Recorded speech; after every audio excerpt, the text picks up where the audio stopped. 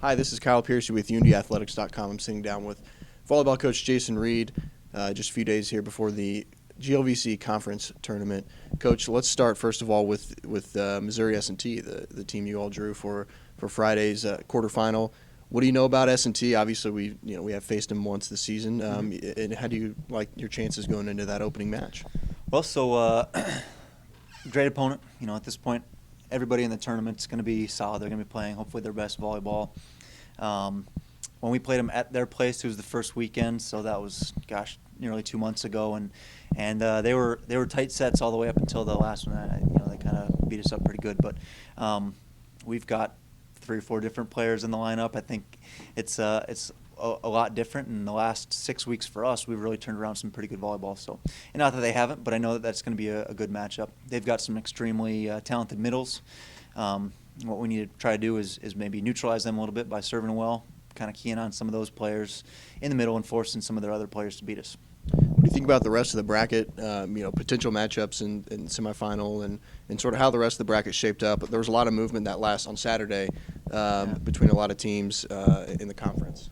Yeah, it was a wacky weekend there. We had the Friday the 13th and some teams that had been having a lot of success kind of went down, and there were some upsets. And to answer your question, I like our bracket. I like where we're at in terms of the times. I like the teams on our side, and certainly not to take anything away from anybody. Anyone that got to the tournament's gonna be a solid team, and so I like where we're at. I know that we want to see S&T again, maybe a little bit of a revenge factor for the girls, and then the winner of the other quarter there with McKendree, we had a nice win, and then so I think we could have some confidence against them should they win, or with Southern Indiana.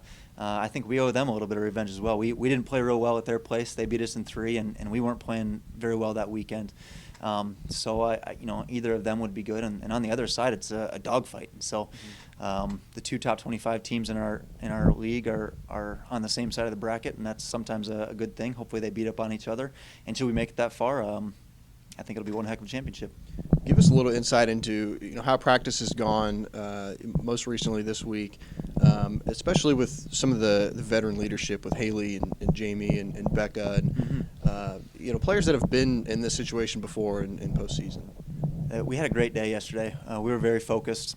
We did a lot of skill work yesterday, and usually when we do skill work or when we kind of slow things down, there's a tendency to kind of to zone out a little bit. We get a little bit too slow, but it wasn't the case at all. Everyone was really dialed in, and I think that group, those girls that you've mentioned, have done a nice job of really explaining how things work the entire season, of just kind of how our preseason works and how the regular season works, now that we're in postseason play, what that kind of looks like. And so, I think for our new players, they don't know what the venue looks like, and they don't know, maybe what to expect. But I think our older group has done a really good job of what they can in telling them what to expect. And it was a good day.